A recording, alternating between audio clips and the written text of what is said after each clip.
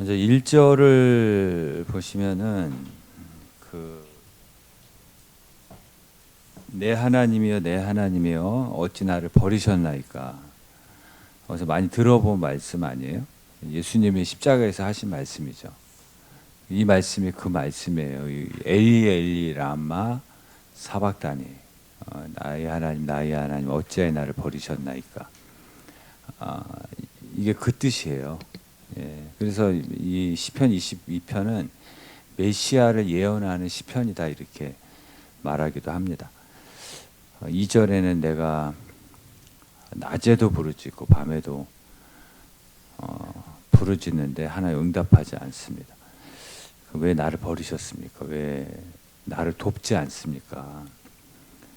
왜 나의 신음소리를 듣지 않습니까? 이렇게 기도해도 응답하지 않습니까? 근데 하나님 사랑이시고 나를 버리지 않는 분이라고 하는데 현실은 내가 가지고 있는 느낌은 내가 버림받은 그런 느낌을 갖는 거예요.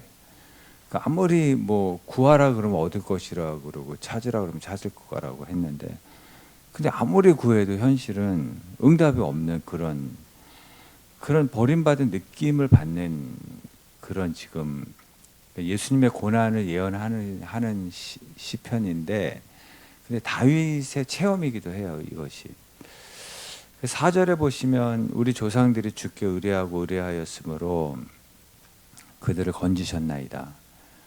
그들은 주께 부르짖어서 구원을 얻었고 그들은 주님을 의뢰하여서 수치를 당하지 아니하였는데 여기 뭐가 들어가니까 근데 나는 이런 거예요.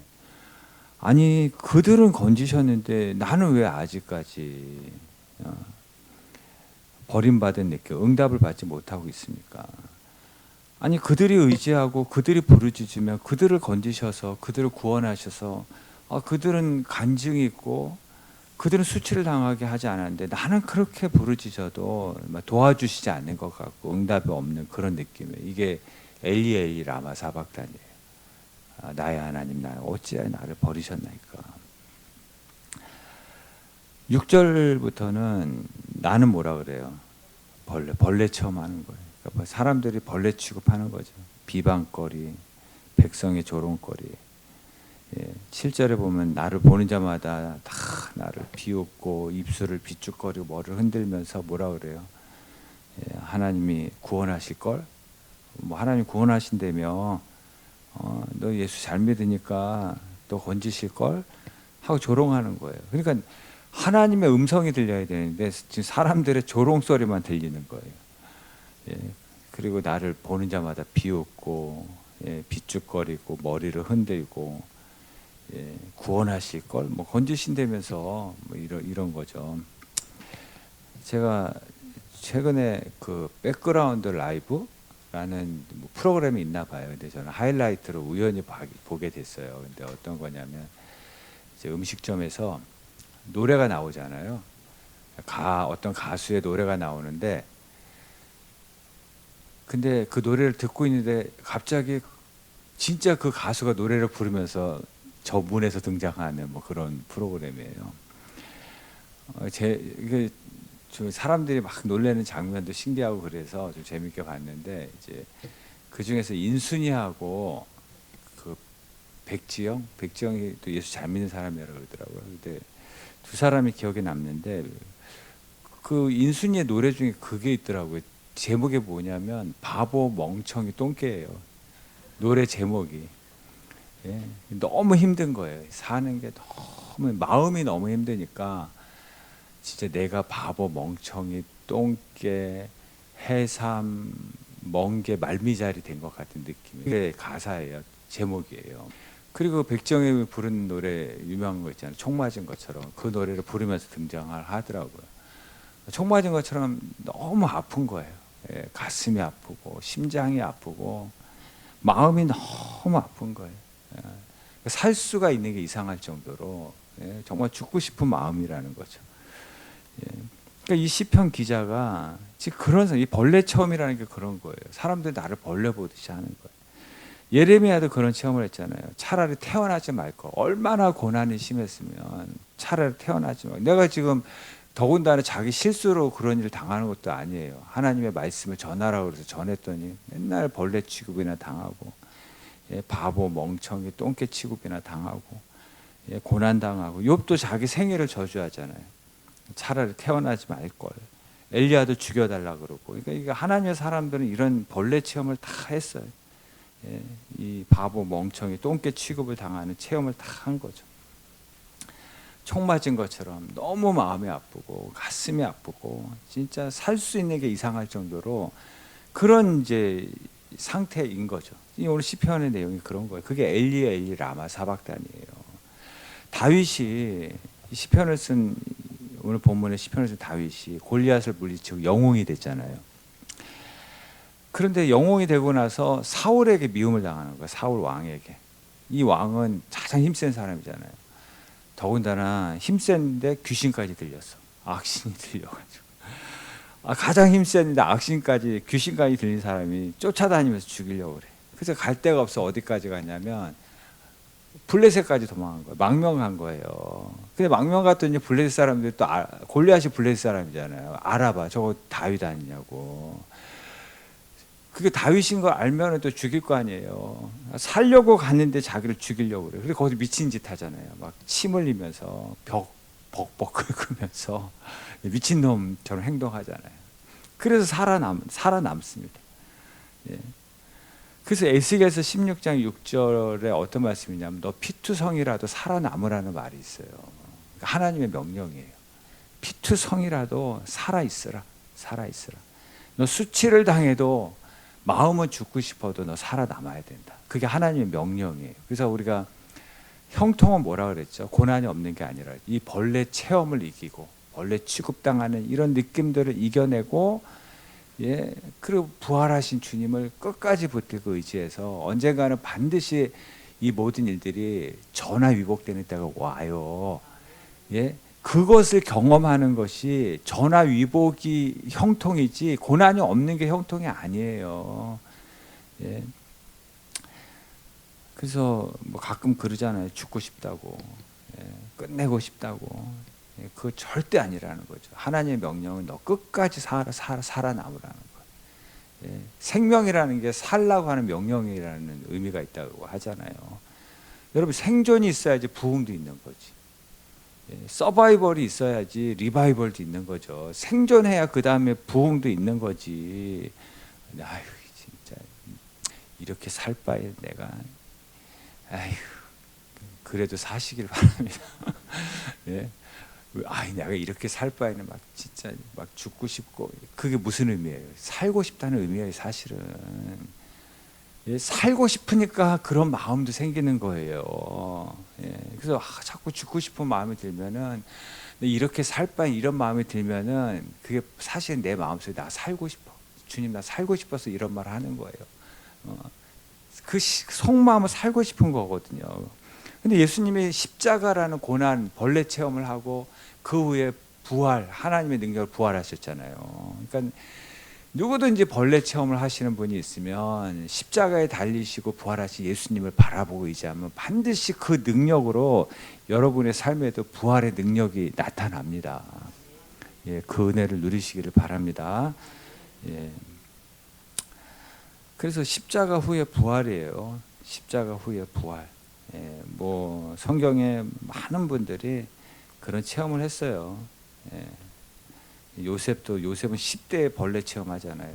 형들에게 미움당하고 형들에게 벌레 취급당해가지고 애굽으로 팔리고, 기구한 운명이죠. 10대 때부터 얼마나 기구해요. 그 사랑받는 아들에서 예, 애굽으로 팔리고 노예 생활하고, 또 거기다가 또 열심히 살았는데 누명 쓰고 감옥에나 가고, 예, 진짜 기구한 인생 아니에요? 근데 요셉은 일단 서바이벌 하잖아요. 일단 생존해내잖아요.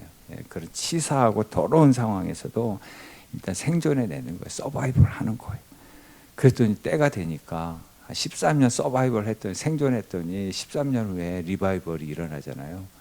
요셉을 통한 하나님의 약속이 성취되고 애굽의 부흥이 일어나고 요셉의 가족에 엄청난 부흥이 일어나서 나중에 400년 후에는 한 민족을 이루잖아요. 예.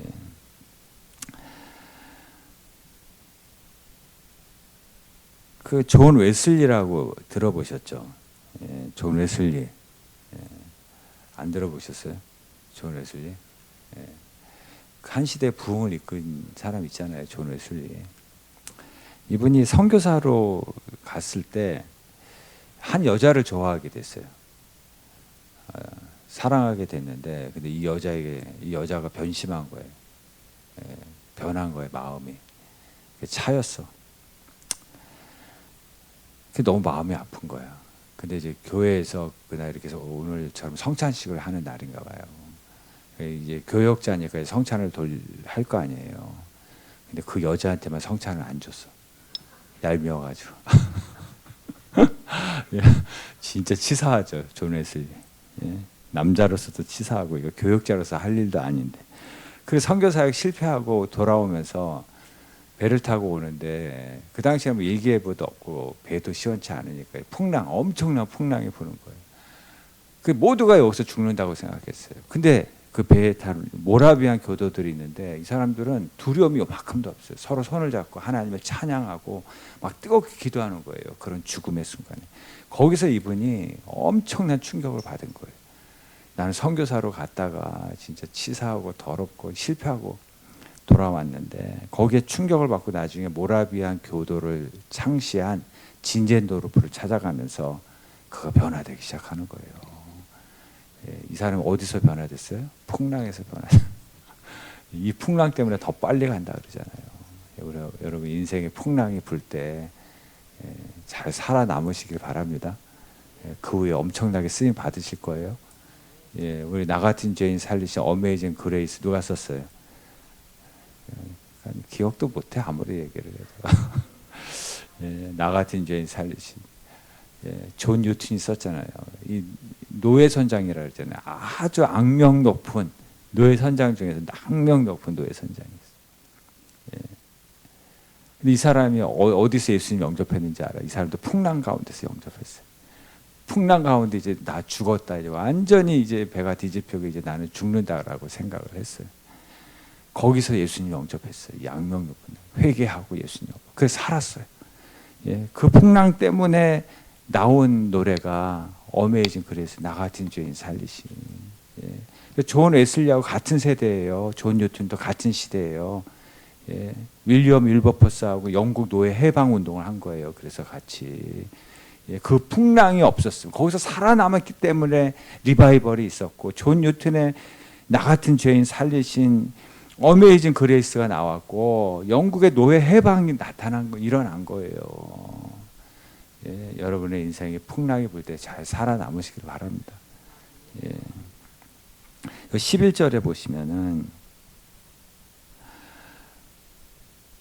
도울 자가 없대요. 환난 가운데 도울 자가 없대요. 12절에도 많은 황소가 에워싼, 특별히 바산에 힘센 소들이 나를 둘러쌌대. 바산에서 자라는 소가 난폭하고 힘이 세다고 합니다. 포악하고. 여기서 바산에서 난 힘센 소는 그 시대의 힘센 사람들을, 타락한 힘센 사람들을 비유하는 거예요. 예수님을 십자가 못 박은 사람이 누구예요? 빌라도, 가장 힘센 빌라도 총독, 가장 힘센 유대 지도자들, 예, 바리새인들, 사두개인들, 그 당시에 가장 힘 있는 사람들이 바산의 힘센 소들이래요. 이들이 둘러쌌대요. 그래서 예수님을 십자가에 못 박은 거예요. 예. 그래서 둘러쌌다 그러죠. 예. 소들이 둘러쌌다. 예. 제가 동물의 왕국을 한번 본 적이 있는데 어떤 장면이 기억나냐면 사슴이 사자가 막 쫓아가니까 도망갈 때 더 이상 없어. 물가로 갈 거예요. 물가로. 예, 물가에 발을 담그고 있는데 또 물가에서는 또 악어가 나오는 거예요. 악어들이. 예. 진짜 일리고 하지도 못하고 절로 가지도 못하고. 예, 그러면서 도울 자가 없는, 지금 이 다윗이 처한 상황이 그런 상황이에요. 십자가에서 달리신 예수 그리스도의 그 고난을 묘사하는 거, 도울 자가 없는 상황. 그래서 14절부터 보면 물같이 쏟아졌고, 내 마음이 물같이 쏟아졌고, 내 뼈는 어그러졌고, 내 마음은 양초같이 녹아가지고, 내 힘은 말라 비틀어졌고, 질그릇같이 깨졌고, 내 혀가 입천장에 붙었고 또 나를 죽음의 진토 속 죽음의 사면초가 외통수에 걸린 인생이라는 거예요. 이거 지금 예수님의 고난을 묘사하는 것도 되고 다윗이 처한 고난을 묘사하는 것도 돼요. 여기 16절에는 개들, 여기 사냥개들이 물면 놓지 않은 사냥개들이 나를 에워싸고 나를 둘러 내 수족을 찔렀나이다. 17절에 우리 다 같이 읽어볼게요. 내가 내 모든 뼈를 셀 수 있나이다. 그들이 나를 주목하여 보고. 여기 개들이 에워쌌다는 건 사냥개 얘기하는 거고, 사냥개들이 자기를 둘러서 물어 뜯으려고 하는 상황이에요. 여기 찔렀다. 뼈를 셀 수 여기 내 뼈를 셀 수 있다라는 것은 말라 비틀어지면 뼈 셀 수 있잖아요. 예. 여러분의 뼈는 세기가 좀 어려울 것 같아요. 예. 여기 너무 힘들어서 밥맛도 없고 그러면 말라 비틀어지면 이 뼈가 보이거든요. 그러니까 피골이 상접한 상태예요. 지금 만신창이 몰골이 말이 아닌 상태인 거죠. 예. 그런 상태를 얘기를 하는 거예요. 그리고 여기 18절 우리 같이 한번 읽어볼게요. 내 겉옷을 나누며 속옷을 제비 뽑나이다. 이것은 여러분 탕자가 그 아버지를 생각하지 않고 아버지의 재산만 생각하고 나가잖아요. 그런 것처럼 내 겉옷을 나누고 속옷을 제비 뽑았다는 건 뭐냐면 내가 고난당하고 있잖아요. 사람들은 나의 고난과 아픔을 생각하지 않아요. 고난당하는 나를 생각하지 않고 야, 저 놈이 없어지면 저 놈이 고난당하다 넘어지면 자기들에게 돌아올 자기 목, 자기 이익만 생각하고 있다라는 거예요. 이게 예. 사람들은 나 생각하지 않아요. 인간은 다 죄인이기 때문에 자기에게 돌아올 이익만 생각하는 거지. 그래서 조금 돕기도 하고 또 자기에게 저 사람이 고난당하고 죽으면 나에게 돌아올 목이 더 많으면 그냥 겉으로만 그냥 위로하는 척하지 속은 또 딴 생각이 많아요. 그게 세상이라는 겁니다. 그게 세상. 결국 예수님도 베드로도 돌아서잖아요. 가룟 유다도 배신하잖아요. 세상은 그 사람을 보지 않아요. 그 사람의 써먹을 가치만 보는 거죠. 그 써먹을 가치가 없으면 자기에게 이익이 않고 도움이 안 되면 언제든지 버리는 게 세상이잖아요. 예수님이 그런 취급을 당하셨다라는 거예요. 심지어 제자들에게까지도 그런 취급을 당하셨다라는 거예요. 그게 엘리 라마 사박단이에요. 여러분 세상은 회사에서도 써먹을 가치가 없으면 버리잖아요. 그 사람을 안 봐요. 이 사람이 써먹을 가치가 있나? 그리고 다 써먹었으면 버리는 거지 뭐. 선생님도 옛날에는 요즘 모르겠는데 학생들만 보지 않고 사람만 보잖아요. 사람 점수만 봐. 점수만. 옛날에는 대학을 몇 명 보냈느냐에 따라서 막 명문고가 되고 막 그러잖아요. 그러니까 선생님들 다 옛날에 공부 못한 애들은 사람 취급도 안 받아. 관심도 없어. 대학에 갈 만한 애들한테만 신경 써. 이렇게 점수만 보는 거죠. 사람이 보이는 게 아니고. 그리고 요즘 뭐 결혼 정보에서 한번 보세요. 같이 맞선을 봤어. 마주했어. 그 사람 봅니까? 그 사람의 연봉을 보고 학벌을 보고 직장을 보고 얼굴을 보고 조건을 보고 등급을 보고 다 이런 거 보고 계산하지 누가 그 사람을 봐요. 그래서 자기에게 이익이 되는지 도움이 되는지 다 그런 걸로 평가하지 그 사람을 보는 시대가 아니라는 거예요. 세상은. 이런 조건이라면 진짜 저는 진짜 아직까지도 결혼 못했을 거예요. 이런 조건이라. 저는 그때 28에 제가 결혼했는데 제가 사례비를 전도사 때 20만 원 받았는지 30만 원 받았는지 잘 모르겠어요. 200만 원이 아니에요. 20만 원. 그러니까는 죄송한데 제 아내가 저를 구제해 준 거예요. 배불러가지고 레슨하러 다니면서 그렇게 살았어. 근데 제가 아직까지 큰 소리 치고 있어요. 어제도 큰 소리 쳤어요. 회개해야죠. 회개. 심지어 부모도 여러분, 자식들, 심지어 부모인 우리도 자식을 봅니까? 자식의 출세만 보고, 자식의 학교 등수만 보고, 자식의 돈만 보고. 우리도 심지어 부모인 나도, 부모인 우리도 자식을 그런 사람을 보지 않고 그 사람의 능력을 보고 그 사람이 가지고 있는 것을 보고 평가할 때가 얼마나 많이 있냐라는 거죠. 교회 와서도 마찬가지지 뭐. 오늘 교회 와서 뭘 보고 가셔야 돼요? 예? 말씀 듣고 가셔야죠. 말씀 기억하고 가시죠. 가셔야죠. 근데 다 졸다가 사람의 말만 기억하고 가. 말만 기억하고 간다고요. 말만. 그리고 교회 처음 오신 분들은 교회 입지만 봐. 교회 환경만 보고. 한번 예배할 때 안 드려보시고 그냥 가. 교회 입지만 보고. 우리도 그런 얘기 하잖아요. 제가 설교 준비하면서 회개했어. 교회 와가지고 예수님 얘기 안 하고 은혜는 나누지 않고 영혼 전도에 대한 영혼 구원에 대한 그런 마음들을 나누지 않고 맨날 우리도 그런 얘기 하잖아요.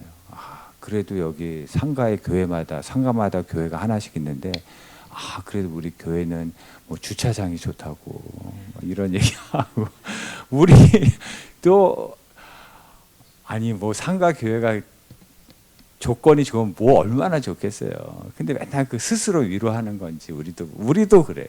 저도 그런 얘기예요. 주차하기가 편해서 좋다는, 화장실이 바로 앞에 있어서 좋다고. 엘리베이터 탁 내리면 엘리베이터에 있어서 좋은데 내리면 바로 교회라서 좋고 맨날 이런 얘기만. 예수님에 대한 은혜는 전혀 나누지도 않고 우리도 맨날 그런 얘기, 떡 얘기만 해요. 떡 얘기. 여러분, 예수님을 누가 십자가에 못 박으라 그런지 아세요? 오병이어가 보리떡 5개 5,000명 먹인 거잖아요. 근데 유대의 힘센 지도자들이 그 오병이의 기적을 체험한 그 군중들에게 그들을 선동하고 내가 더 많은 거 줄게. 너에게 더 많은 이익을 줄게. 그리고 매수한 게 군중들이라고요. 호산나 다윗의 자손이요. 오늘 호산나 다윗의 자손이 하고 예수님을 찬양했던 그 사람들이 일주일 만에 마음이 바뀌어가지고 매수당해가지고 십자가에 못 박으라고 한 거예요. 왜? 떡만 보니까 그래요. 예수님 본 게 아니에요. 기적만 본 거예요. 여러분, 예수님의 제자들 왜 배신했냐면 예수님을 본 것이 아니라 저 예수님 따라가다가 이스라엘이 해방되면 우리도 벼슬 하나 하겠지. 우리도 뭐 장관 하나 하겠지. 그리고 따라온 거거든요. 예수님 보고 따라온 게 아니라 예수님을 통해서 내가 얻을 이익을 보고 따라왔는데 예수님이 잡혀가니까 예수님을 보고 따라온 게 아니거든요. 권력을 보고 따라온 거거든요. 그러니까 다 도망가는 거예요. 이스라엘의 주류들은 왜 예수님을 십자가에 못 박았냐면 예수님이 자기들의 기득권을 누리는데 자꾸 걸림돌이 되는 거예요. 그 예수님이 자기들의 누리고 있는 기득권을 누리는데 예수님이 이게 방해가 되고 걸림돌이 되는 거예요. 그럼 어떻게 해야 돼? 자기를 부인해야죠. 자기를 내려놓든지 아니면 자기 이익을 챙기든지 둘 중에 하나를 해야 되는데 결국 자기를 부인하지 않고 자기 이익을 챙기려면 예수님을 십자가에 못 박아야 되기 때문에 자기를 부인하지 않고, 그래서 결국 자기를 부인하든지 아니면 자기 이익을 챙기려면 예수님을 십자가에 못 박든지 우리는 둘 중에 하나를 해야 한다라는 거예요. 오늘 우리는 예배를 드리러 올 때, 교회로 올 때 무엇을 보러 왔냐라는 거예요. 그래서 여러분, 왕궁으로 간 기독교는 타락한다 그러잖아요. 그렇게 핍박을 받을 때는 거룩한 기독교였는데 드디어 이제 기독교가 자유가 되고 기독교가 국교가 되어서 시대가 어떻게 바뀌었냐면 예수 믿지 않으면 출세를 못해요. 예수 믿지 않으면 관직에 오를 수가 없어요. 예수 믿지 않으면 인정받기 어려운 그런 시대가 됐어요. 그랬더니 기독교가 타락한 거예요. 수많은 순교자의 피가 흘러서 그 자유를 얻었는데 이제 기독교가 자유가 되고 국교가 되니까 기독교가 타락하기 시작하는 거예요. 썩어가기 시작하는 거예요. 그래서 그 다음 기독교가 어디로 가냐면 광야로 가는 거예요. 스스로. 예, 이 너무 타락한 기독교를 보고 광야로 간 기독교예요. 예, 여러분 마틴 루터가 그래서 종교개혁이 일어난 거예요. 여러분 마틴 루터가 종교개혁 안 일으켰으면 그냥 메이저 인생 사는 거예요. 메이저리그 인생 사는 거예요. 주류 인생을 사는 거예요. 세상 속에서. 예. 근데 하나님 없는 이 타락한 기독교의 주류 속으로 들어가는 것보다 예, 마틴 루터가 택한 길은 내가 아웃사이더가 되고 마이너가 될지라도 나는 믿음의 길 가겠다. 나는 양심의 길을 가겠다. 나는 말씀의 길을 가겠다. 예, 그렇게 해서 일으킨 것이 종교 개혁이에요. 여러분 이게 진짜 간증 아닙니까? 할렐루야. 이게 진짜 간증이잖아요. 이 땅의 전부인 것처럼 예수 믿는 기복신앙은 절대로 갈 수 없는 길인 거예요. 이 땅이 전부인 것처럼 예수 믿는 기복신앙이 결국 예수님의 십자가에 못 박는 거예요. 자기 이익 건들면. 예. 자기를 부인하든지 자기 이익을 챙기든지 둘 중에 하나거든요. 디모데후서 3장 12절 우리 한번 같이 한번 읽어볼게요. 무릇 그리스도 예수 안에서 경건하게 살고자 하는 자는 박해를 받으리라. 예. 기분이 나빠. 예. 사람들이 나를 진짜 바보 멍충이 똥개 취급하는 것 같다. 그때 어떻게 하세요? 예. 그때 굉장히 중요한 순간입니다. 그때 잘 참으면 그게 흔적이 되고 막 목에서 하고 싶은 말들이 이렇게 나왔다 들어갔다 할 때 있잖아요. 이거 이 말 해? 이 말 하지 마라? 참아? 그냥 한마디 해? 그때 예, 그때 그거 다 내뱉으면 스캔들이 일어나는 거예요. 가정에. 예, 너와 나 사이에 스캔들이 일어나는 거고 그때 그거 잘 힘이 있지만 힘 가지고 죽는 게 십자가잖아요. 그거 잘 참으면 그게 흔적이 남는 거예요. 예수 그리스도의 흔적이 남는 거예요. 그래서 여러분 이 한 주간에 이 고난주간 죽는 연습하는 거, 십자가는 죽는 연습하는 거예요. 예, 그래서 때로 내가 오늘 본문과 같이 바보, 멍청이, 똥개, 해삼, 또 뭐죠? 멍게, 말미잘 체험을 할 때, 벌레 체험을 할 때, 예, 그때 막 자존심 막 이런 거 올라오잖아요. 예, 막 부정적인 감정이 올라올 때, 그때 잘 인내해가지고 한 주간 스캔들을 만드는 게 아니라 가정에 스캔들 없는 한 주간 예수 그리스도의 흔적을 만드시는 그런 이 고난의 한 주간 되시기를 바랍니다.